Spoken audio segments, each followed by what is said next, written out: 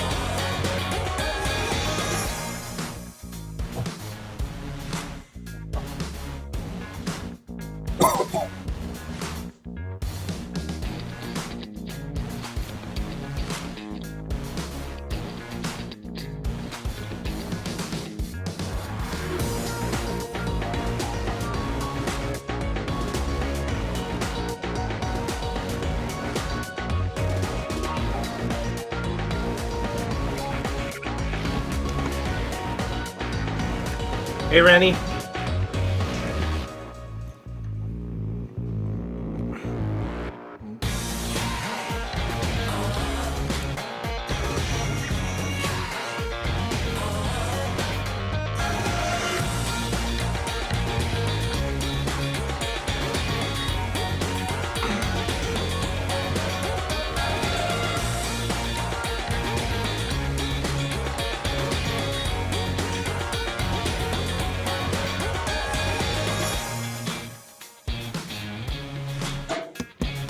All right. Good morning, Chris. You there?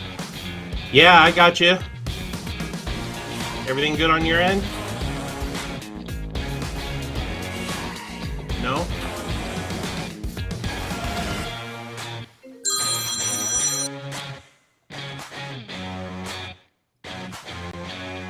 Nope, we're not hearing you.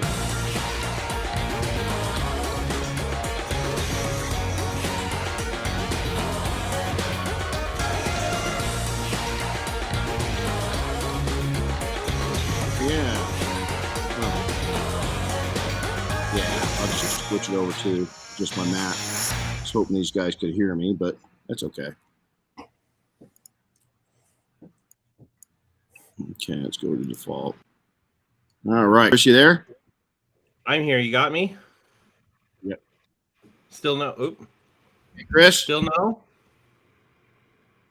We got 0 audio. Well, that's not going to help.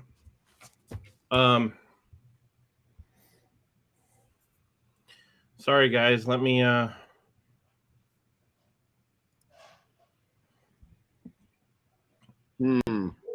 I've got all my settings right. Hey, what's up? Yep.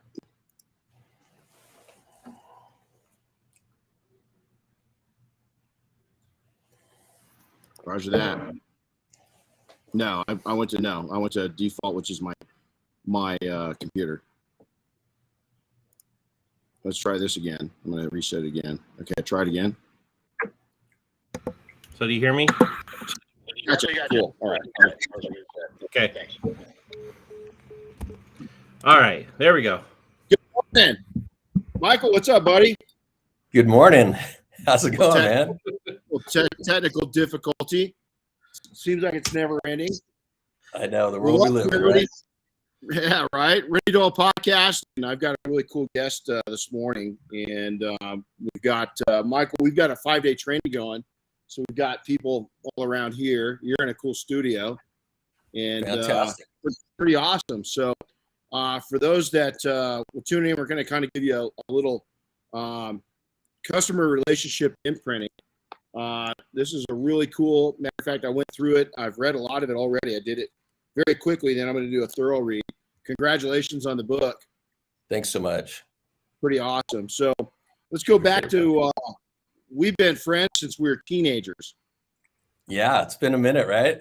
It's been a minute. And so it's pretty cool to watch your career blossom and, you know, your life grow, and you move on to what you've done, you know, you're for a career and so forth, and to see it come out in a book is pretty amazing. And I think this event's going to be pretty impactful on people. So before we jump into that, I want to share. You bet, man.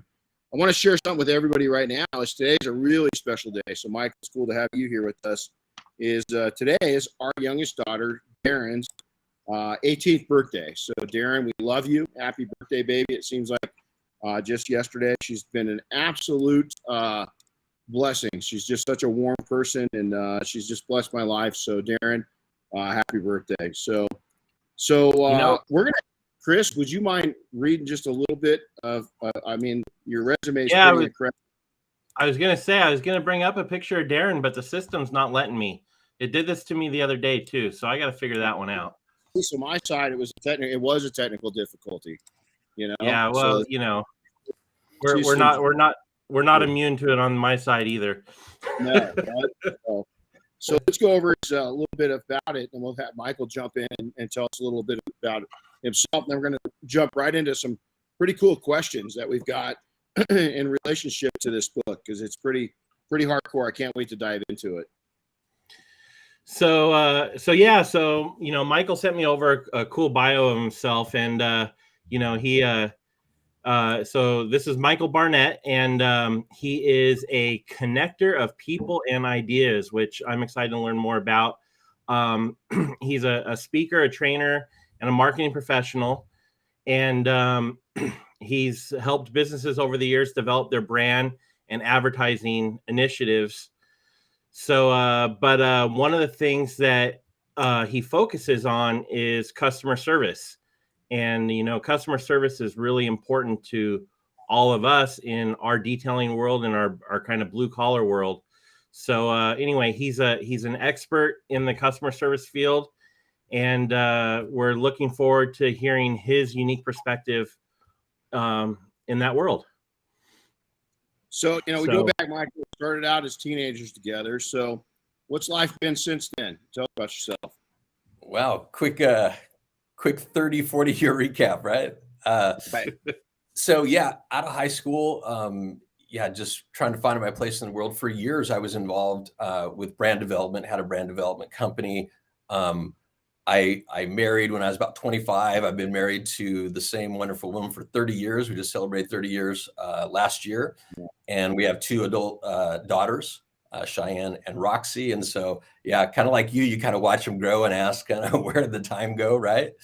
Absolutely. And so for me, you know, professionally, I was noticing in the brand world and in the advertising world, a lot of brand promises were being broken or being dropped at the customer service space. And so started kind of delving into that and realized there's this whole misconception and several challenges that come with the customer service piece. And so really took my focus into the customer service space. And so that's where I've been and what I've been working on. And, you know, as you know, you wrote a book. I've told people it's probably the closest thing I'll ever know to giving birth. You know, it's quite an undertaking. And so, so happy to have the book coming out in April. Sound Wisdom is the publisher, and they're just great folks. I really appreciate them coming alongside. And they've done people like Napoleon Hill, Zig Ziglar, Jeffrey Gittimore. And so I was really humbled to be invited to work with them on this book. So that's some amazing names. A quick recap. Jeffrey's one of my favorite authors. So to be in that level, that's pretty cool. Really proud of you. So what's the definition of six-sided service? Yeah, so I named my company Six-Sided Service because as I started that process of looking at businesses that were consistently delivering exceptional service, I want to find what are the commonalities. You look at the Ritz-Carlton, Disney, even Chick-fil-A, like what are the commonalities? And I was able to boil down 6 things that businesses that are known for exceptional service, 6 things that they do. And so I called the company Six-Sided Service because you need all 6 to really make an impact on a consistent basis when it comes to your service. So that's kind of the genesis of that. Something really cool in the book that we talked about is or the book talks about is customer relationship imprinting. And so go into that. What's that mean? I mean, it's, we hear about, maybe some people haven't heard about imprinting and so forth, but get into a little bit. I love that part of the book. I mean, I love the whole book, but the customer relationship imprinting, what's that mean? Yeah, great question. So, we hear a lot about customer loyalty. Can't go anywhere talking about customer service. You don't hear about customer loyalty, but you've never heard about imprinting. And the word imprinting, we've kind of heard it before in psychology. We think about a baby duckling following the first person or thing it sees, Customer relationship imprinting, however, it's really not about first impressions. It's about having such an impact on your customers that they will choose you regardless of other options that are available to them. And the formal definition of customer relationship imprinting is the ability to attract, acquire, and retain more customers that will follow you regardless of circumstances. And so that's in a nutshell what customer relationship imprinting is, and it involves those 6 pieces. So when you're doing those 6 elements, we call them, collectively, you achieve what I call customer relationship imprinting. So I dig it. And that's got to be, I mean, a lot of people think about things that we're talking about right now, and we're in the blue collar sector, right? And I want to get out right now and see and get your input on this. This isn't on our notes, but a lot of people think when we're talking to, professionals like yourself, oh man, all this sounds expensive, but really you can start this. A lot of times it's by being polite, it's the simple things. It's interesting because, everybody looks at the investment first. There's kind of 2 sides of that. They look at number one, oh yeah, what's this going to cost me with my time? What's it going to cost me with my energy? What's it going to cost me out of my pocketbook? And then there's the other side of it. People say, well, we don't really need it. We do pretty good. Right. And so we do pretty good. That rolls me right in. I heard this on a TV segment that they did, is that most companies think they're already offering outstanding service. It's because they're in that bubble, right? They're in their own bubble. Of course they offer outstanding service. But you did a lot of research on this. What did you find out? It's fascinating. One of the challenges I have when I just talk to people about customer service, they get that glazed look over like, oh yeah, we're already doing that. And in fact, when you kind of get under the surface, a lot of people are providing what's called, I would say, acceptable service. It's reasonable price, reasonable delivery of time and all that, but it doesn't really produce acceptable results. And so, Bain and Company did a research and asked 362 business leaders, does your company deliver superior service? And not surprisingly, 80% of them said, absolutely. So they went to 3,000 of the customers of those 362 folks and asked them, are you receiving superior service from these businesses? And the percentage was quite a bit different. Only 8% said, yes, we're getting superior service. So it's a big enough gap that it really should get our attention and thinking about our service. And there's also a certain amount of humility that it takes to look at your business and say, where can we do better? What can we do differently? And so absolutely, that's something that people need to start off by looking and say, okay, what can we do to have exceptional service, not just acceptable service? Yeah. And we when we're done with our, when we're around our clients, we ask for a no joke. Hey man, how did we make it? You don't have to say it here, but we need to hear the weak spots. I think we know what the great spots are. That doesn't concern me. I want to know what the weak spots are. What are we not delivering on? Where do we? And it's you cringe, right? Your teeth, your jaw locks up because you put so much into your business. But for instance, we had a gentleman make some powerful suggestions a little over a year ago, and really it changed the course of our training by probably 20%. 20% of what we offer was changed up. Doesn't mean it was bad. It was really good, but he saw a way that we could be better, and we did it. And I want to tell you, it wasn't an easy pill to swallow.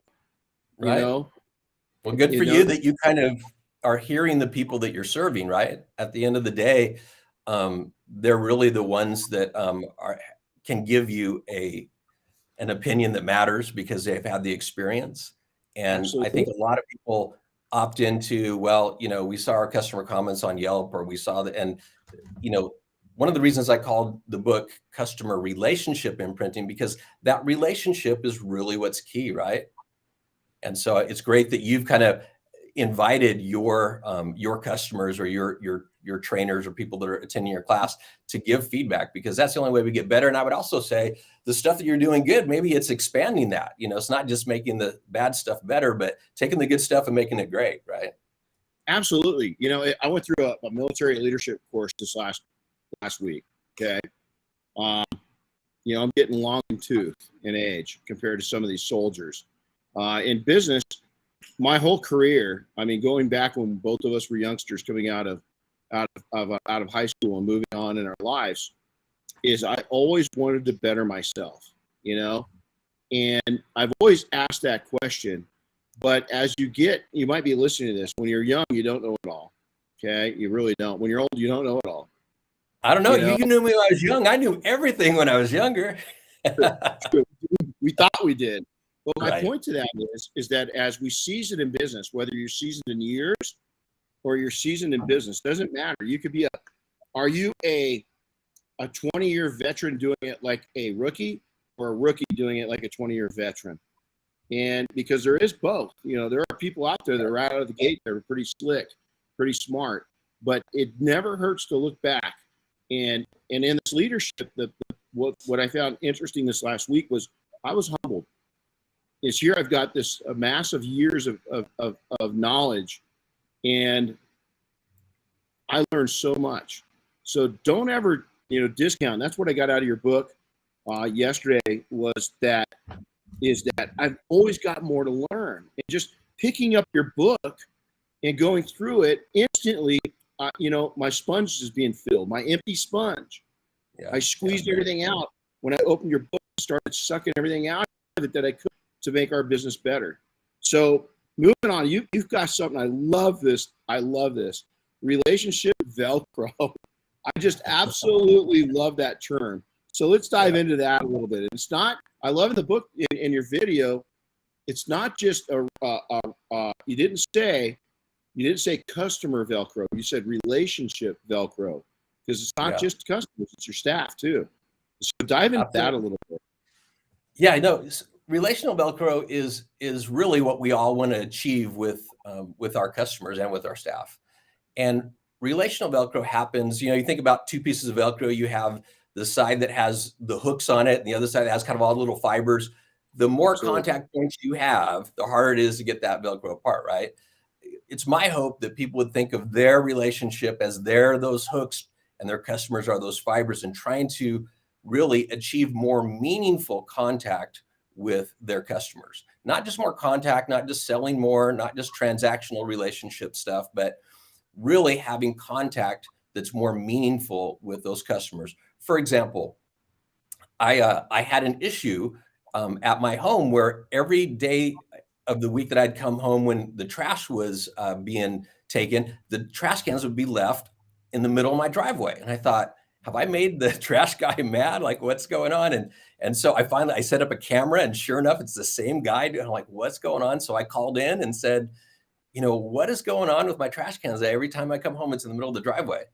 Well, I get a knock at the door, and it's the supervisor for the city. And he said, "Hey, I got your message. I want to let you know that our driver does that because if he pulls up next to your curb, he's going to damage your tree. And so he actually does that not to damage your tree." And I thought, that's exactly what I'm talking about. He could have had dispatch handle that. He could have had a note sent to my door. The guy came knocking on my door and delivered some of that relational Velcro, right? And so all of a sudden, my demeanor, my attitude, everything changed because this guy took that extra step.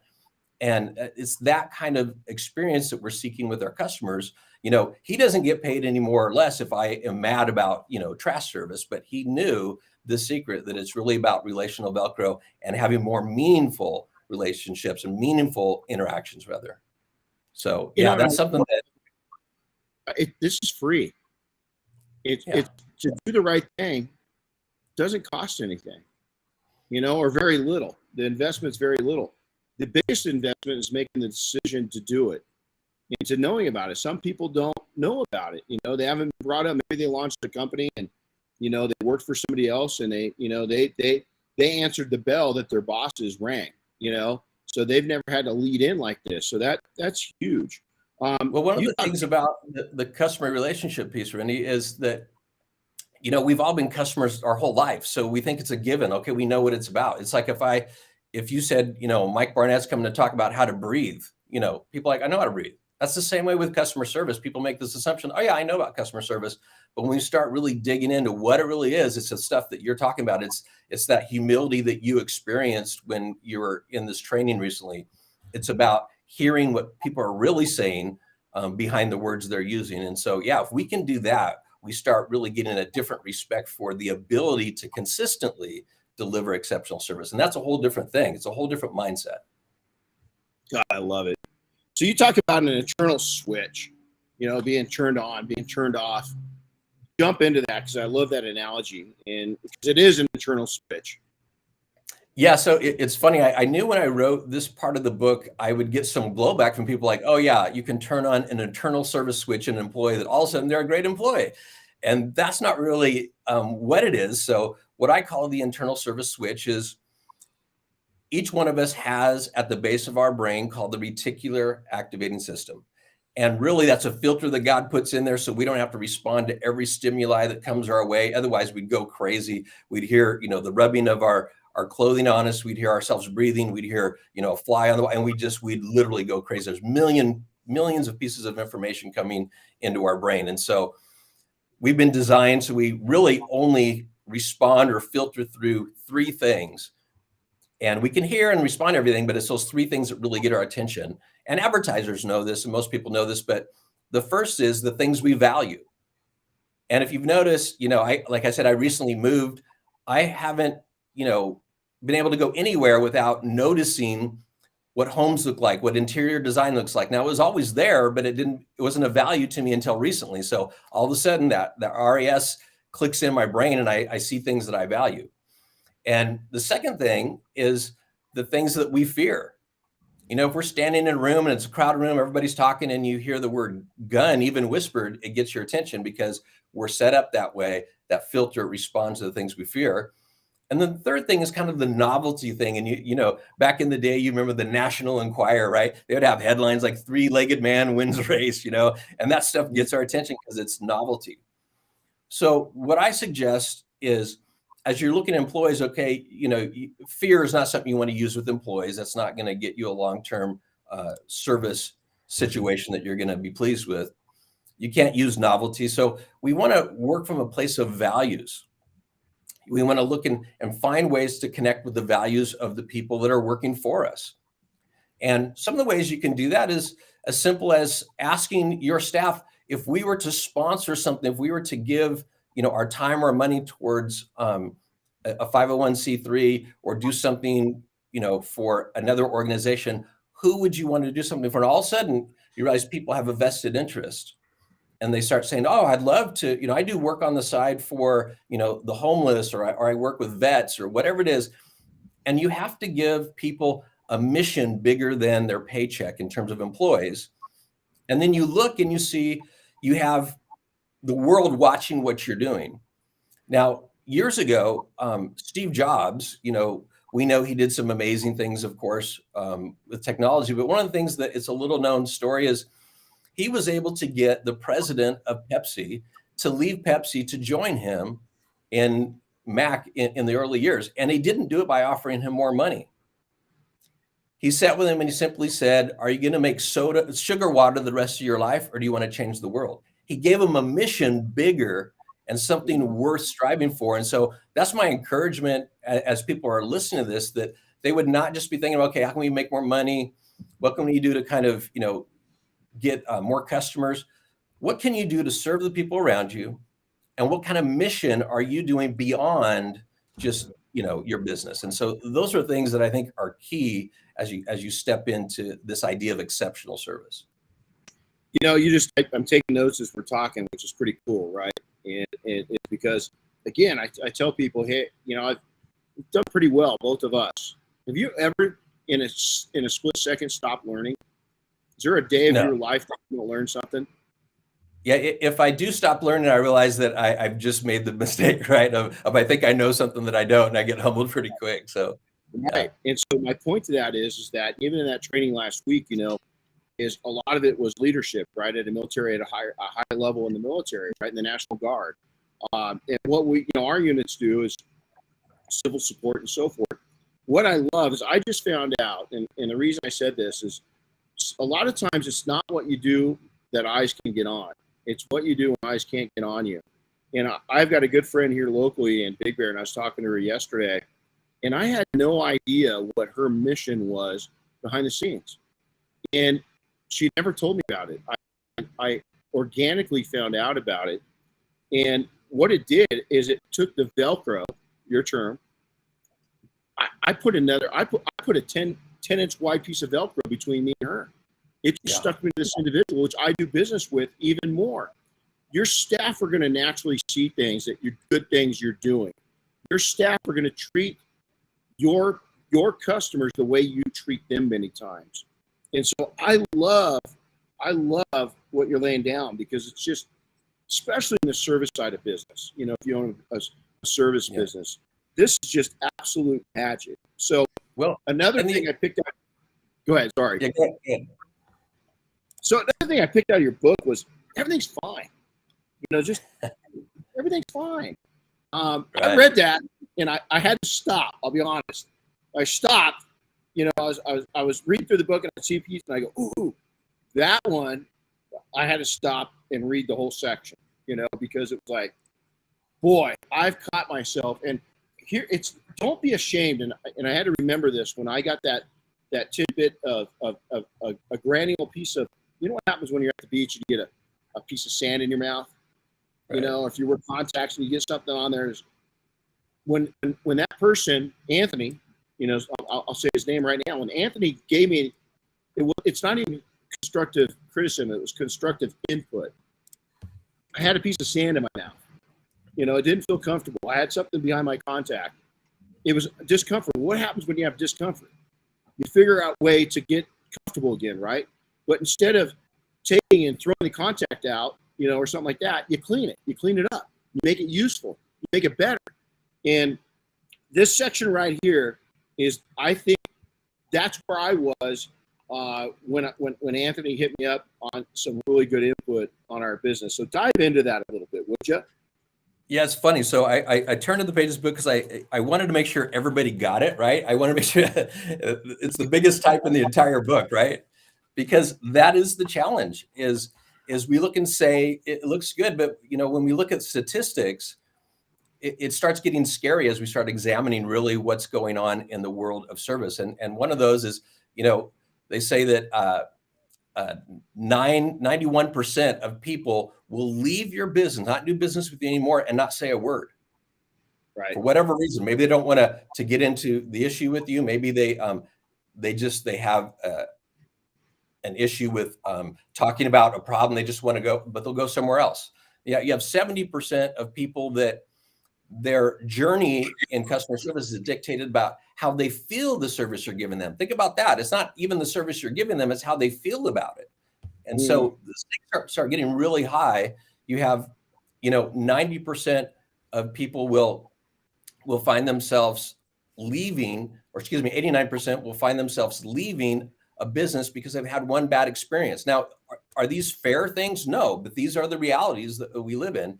And so we need to be on the other side of that equation where people are coming to us because they had a bad experience somewhere else. And to your point earlier, the return on investment for this is unreal, because you have people that want to spend more money on marketing. And I've lived in the marketing world for a long time, and you want to throw more dollars at visibility, and that's great. But at the end of the day, there is no place that you can invest. So, and I don't want to say so little, because there's a lot to it, because it's a lot of energy and it's a lot of intentionality.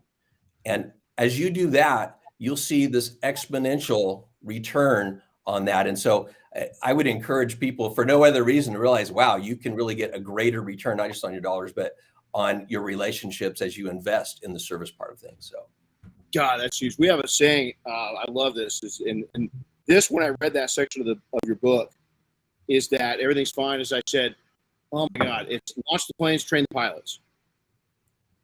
Because we think about, just right off the piggyback off what you just said, we think about, oh man, more exposure, more business, more income, more people. Can your customer service and your culture support that?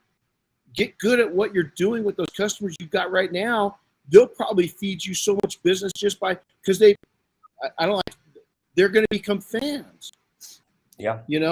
Is that I don't like fast food.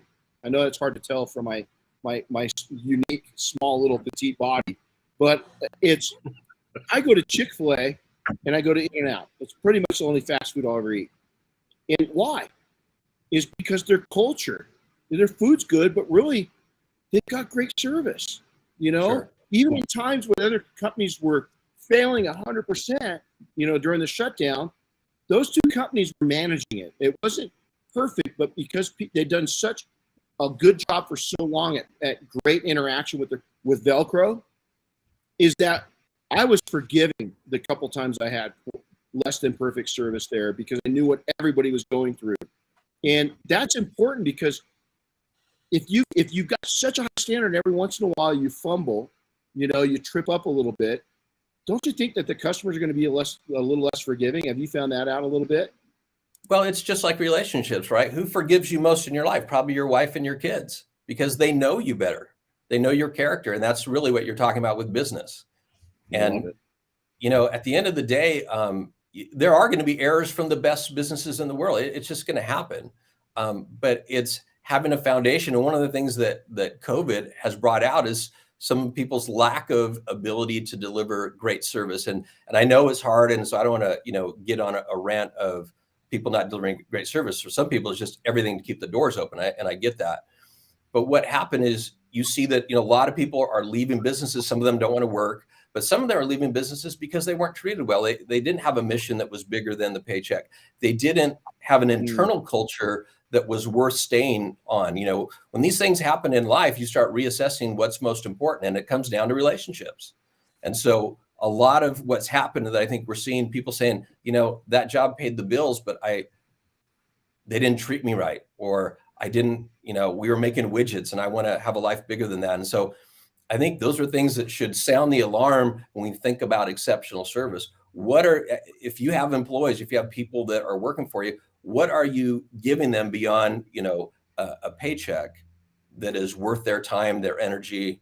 And those are the things that kind of start propelling us in a different direction, because it's service-based, right? It's not money-based. It's not, let's make some more dollars. It's more about, how can I serve those around me?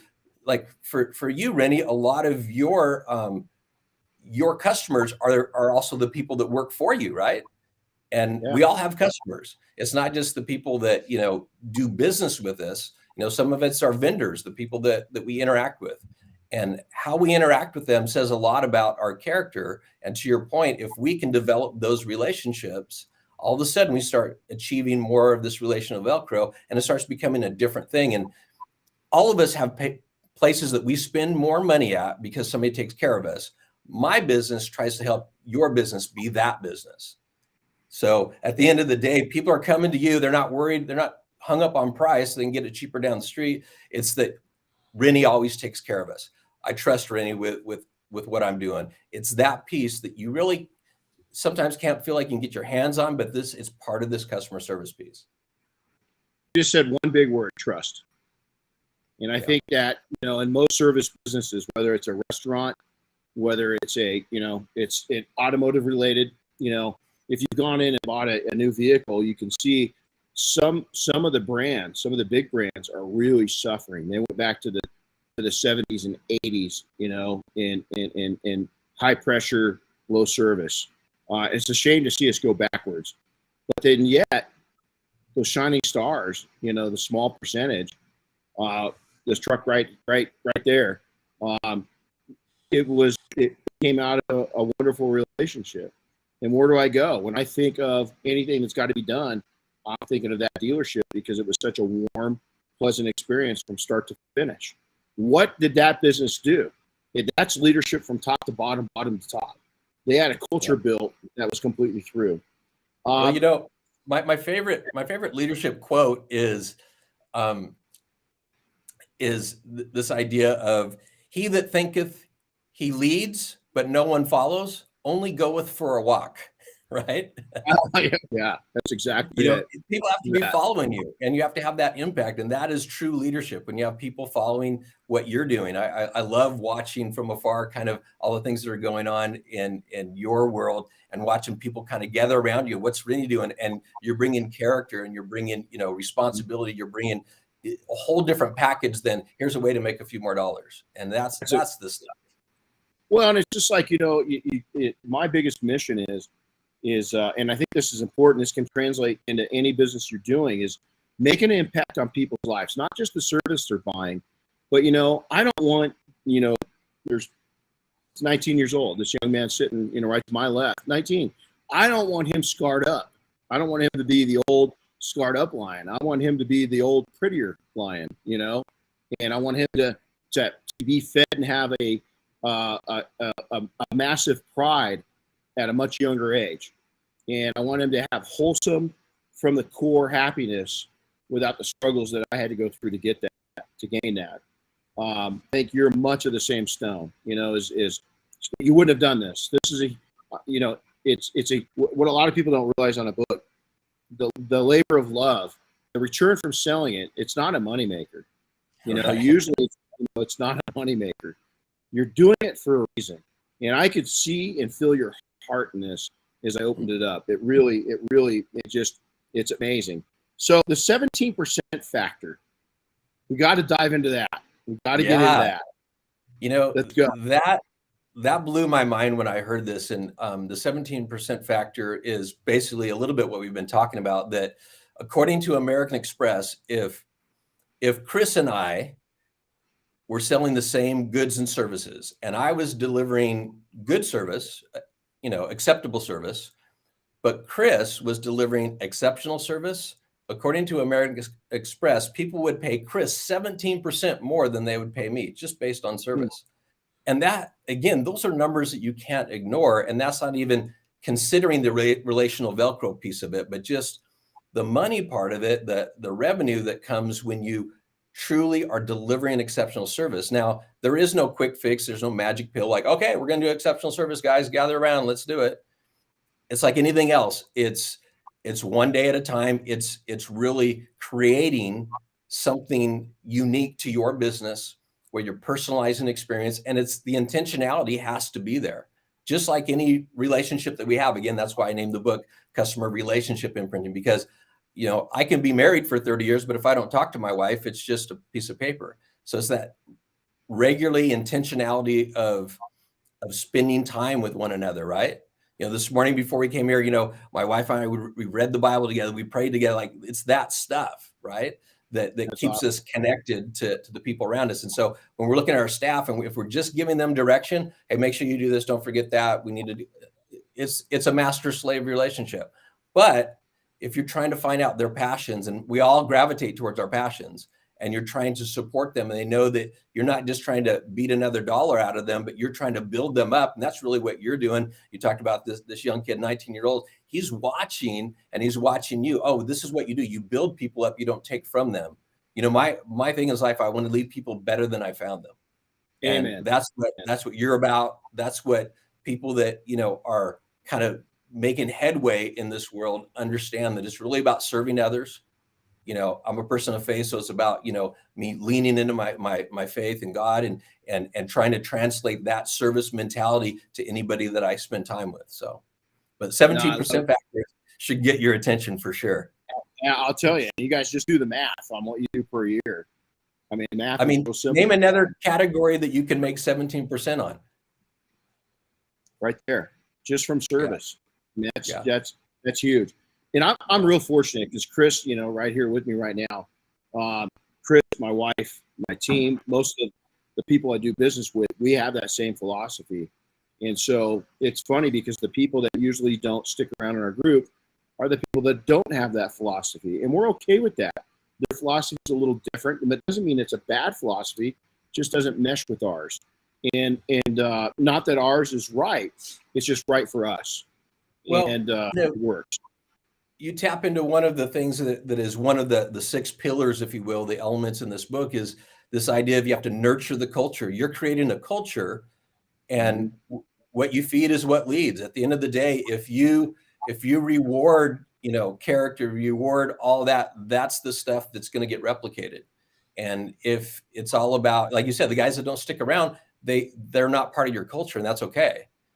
So it's choosing, you know, and sometimes, you know, entrepreneurs watch these sorts of things. Well, I don't have a big staff. Well, you're even in a better spot because you can really start your culture from the ground up. There you go. Yeah. There, and it really, the culture ends with you. If you've got one or two people, if you've got the right seat, if you've got a good, you know, in this illustration, if you've got a company there where it's you and somebody else, and you're making it work, right? But the person that you've got in that seat, well, you got the right seat, you got the wrong butt. Yeah. You know, you just got to do, and maybe you even got the right booty for another job. Maybe that person's not right for that, you know, and this comes back to something that Chris is really familiar with, you know? And so I love that. So service architects, you know, right? go into that a bit, you know? Yeah. So it's interesting when you think about, and a service architect is really that person at your business. And if you're an entrepreneur, guess what? It's you, like everything else, right? Yeah.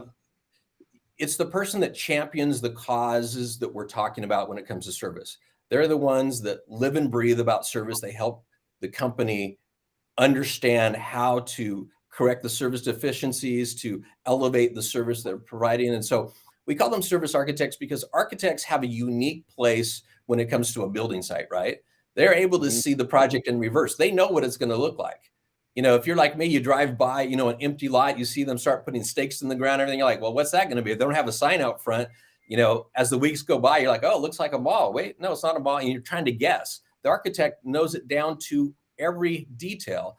And so that's the hope of a service architect, is that you would become that person that has the vision. And in the book, I tell a story about this guy that had this vision, but the people around him, they couldn't see beyond the rebar in the ground, right? They just saw, what's this guy building? He went and he tried to get funding for this big project he's working on, and every single banker just didn't get it. And they turned him down, like, what are you doing? This is ridiculous. He ended up, you know, turning in his insurance money and funding it himself. And he ended up opening something amazing. In fact, you and I have probably been there many times. Walt Disney. He could see, right? That's what we're talking about. He could see beyond the rebar, and he had a vision for what he was doing. Some people could see that he was building an amusement park, but that wasn't what he was building, right? In his mind, he was building the happiest place on earth. So a service architect needs to be able to step back and say, you may not see it now, but we want to build something that is beyond just dollars and cents. We want to build something that we're proud of. It's going to take time. Disneyland wasn't built in a day. Your exceptional service isn't going to be built in a day or a week. And so in the book, we talk about this idea of you have to enlist and empower service architects. You have to give them, and again, if you're the entrepreneur, it's you need to set aside time each day to make sure that you're lining yourself up with where you want to be, what you want this thing to be built into when it comes to your service. So yeah, that's kind of a key piece, right? If you don't have a service architect, then people are just out there hammering and building whatever they want. And you look around and say, what have we built? You know? Right. So Yeah. that's a huge piece. If people can latch onto that and start understanding the power of what it means to be a service architect, because, they're the ones that kind of see the picture beyond what's currently there. So I love it. I'll never forget this, and relate it right back to that, is that I come out of a career. I told my wife, my family, everybody else, I was going to get back into detailing. I love cars, right? I had this corporate job making really good money. I had it made, expense account, travel, car, you name it. I had all the fancy stuff, right? But my soul was being stripped away from me one bite at a time. It was just a piranha. It wasn't a great white shark eating me. It was just a piranha, one piece at a time. And I remember my brother walking out, and he was going out. We lived in Idaho at the time. He's going out whitewater rafting. He goes, "Come on, man, stop with that nonsense. Let's go out and hit the river." I said, "No, man, I got to work on this plan right now." I said, "Today was dedicated to this." And he goes, "Dude, what is this going to ever become?" He couldn't see. All he saw was the ditch work I laid out, to your point. And now today, I just talked to him a few weeks ago, and I love my brother. And he's like, "Dude, I'm so proud of you." He says, "I just thought, it was going to be more of detailing." And he says, "I had no idea of this empire that, you had vision." And it was small. And a lot of times, even my own small thinking got me locked into small results, but slowly I ate away at it, and my soul was happy, Well, and I'm glad you say that, because it's also, some people look and say, "Well, I don't have the service vision. I don't know." And then that's okay too, but it starts there, right? It starts with saying, okay, start drawing what this could look like, and expand your thinking, expand what it could be. Put yourself around people that are big thinkers, and Absolutely. challenge you to think bigger than you currently do. And those are the pieces, right? Dream, vision, plan, execute. It's something I've lived off of for 30 years, and it's so important. So lastly, and I don't want to share this with anybody, because I want them to, they got to get the book. Guys, when I say get a book, is I love the action items that you have at the back of the book. The last little set where you say, print this thing out, put them where you see it every day. How important is that to see our goals, our mission in front of us? Obviously, you put it in your book. You've got to think pretty highly of that task. Talk about that a little bit.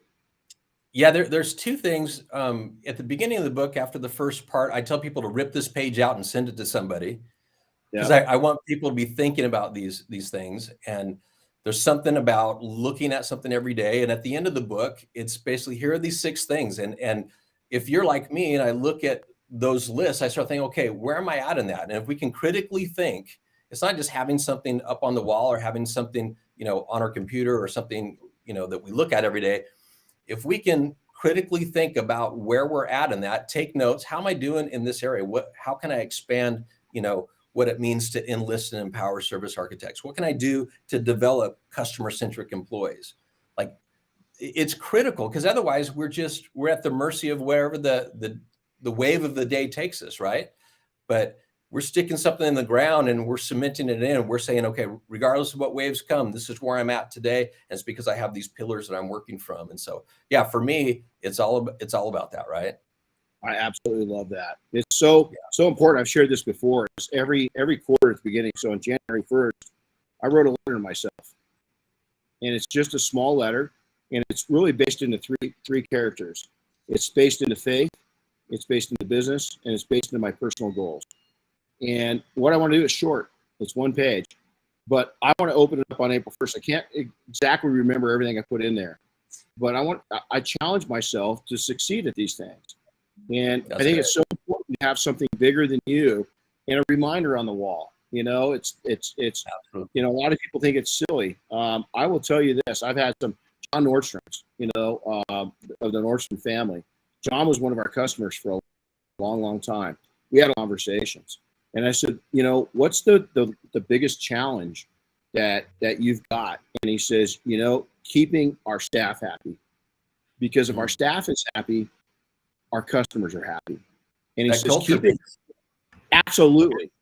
And I said, that's unreal. And then Jeff, the co-founder of Costco, was another customer of ours. Jeff Brotman, he wrote a book, and we're talking, and he asked me, Renny's writing the book. Renny, what's one of the largest challenges of small business? And man, payroll. I said, every 2 weeks, I really, it's all cash flow. It's getting the credit cards in, making sure people pay for you, having the balance, paying everybody. And it's what's the largest challenge in big business? He goes, payroll. It's no different. We're all relative. He says, we have to take an extension line of credit out every 2 weeks to make sure our nuts covered. And so big business, small business, listen, it's take great pride no matter what size business you are. You're in business, love it.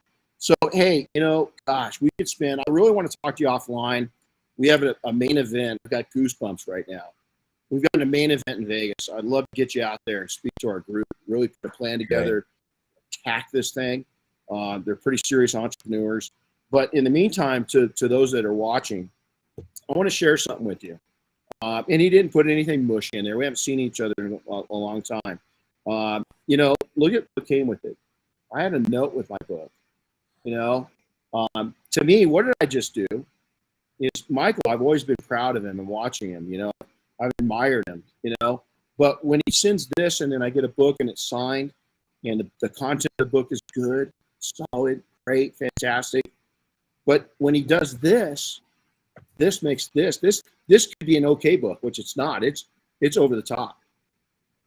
But this right here makes this priceless because he connected with you.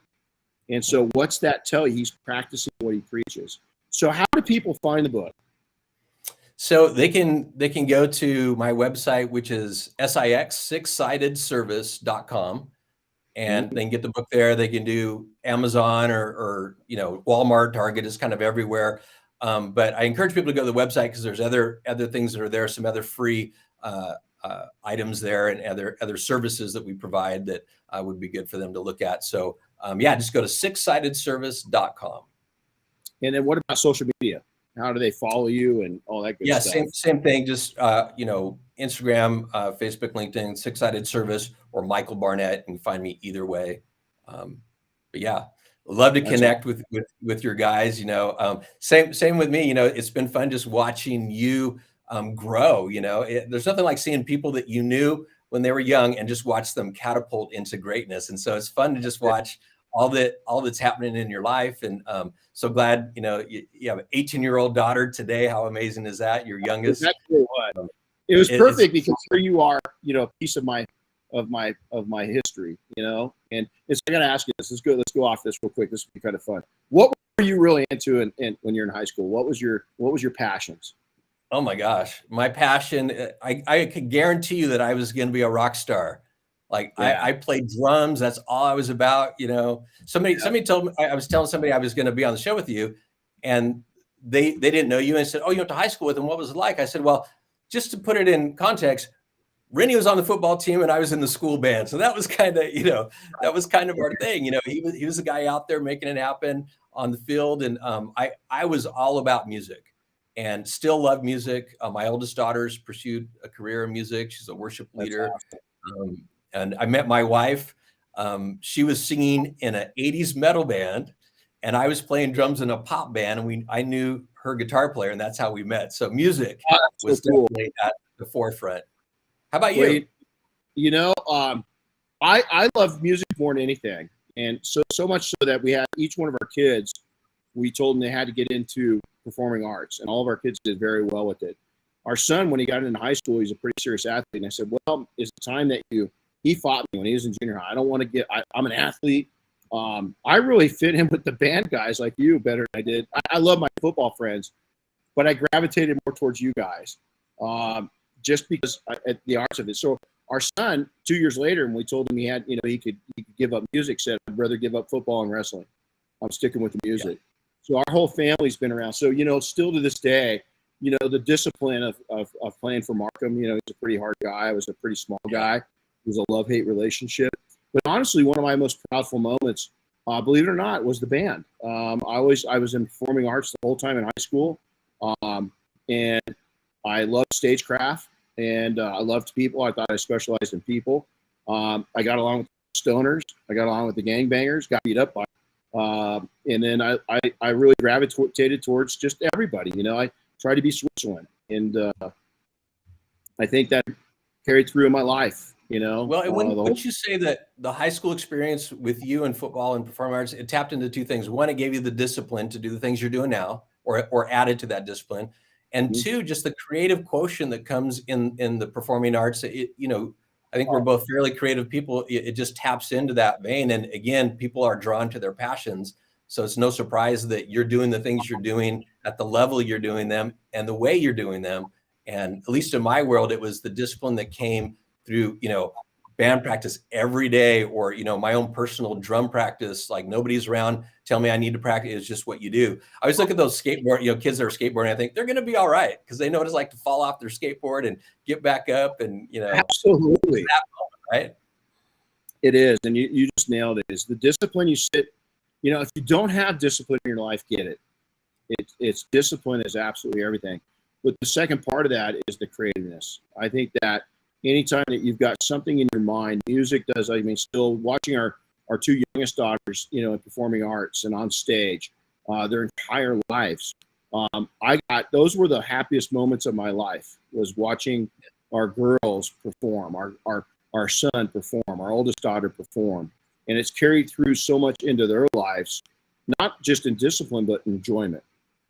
That's right. Which is, yeah. And back to kind of the full circle is, it's really about relationships. You know, it's about us enjoying the people that are in our circle and trying to expand that circle and, you know, and impact the world, right, with whatever it is that we're doing. And so, yeah, it's the relationship piece. Well, hey, Michael, it's been better than I dreamed. I want to get together with you. I'd love to have you and your wife come up and be our guest up here. We'll get offline in the next 3-4 weeks, and we'll start something, see if we can't come together on getting you out to Vegas for our event. I think you'd really like the group. And if you guys, I'm telling you right now, again, you know, customer relationship imprinting, you've got to get this book. It's incredible. Michael, I want to tell you too, this is really special. I didn't tell you. We started this podcast right before COVID started, and it went a different direction. This is the launch episode for going back and writing ourselves in the direction we thought it would be. So it's awesome. It's more successful, you know. And so thanks for being man. Yeah, and go Yellow Jackets. So take care, buddy. Everybody, thanks for tuning in. We'll see you next time. Chris, thanks for sticking by us. Michael, thanks for going down memory lane. It always warms my heart to see you online. I can't wait to engage you more. Thanks so much, brother. Really appreciate it. Chris, take care. Take care. God bless, man. Take care, everybody. We'll see you next time. All right. Bye-bye.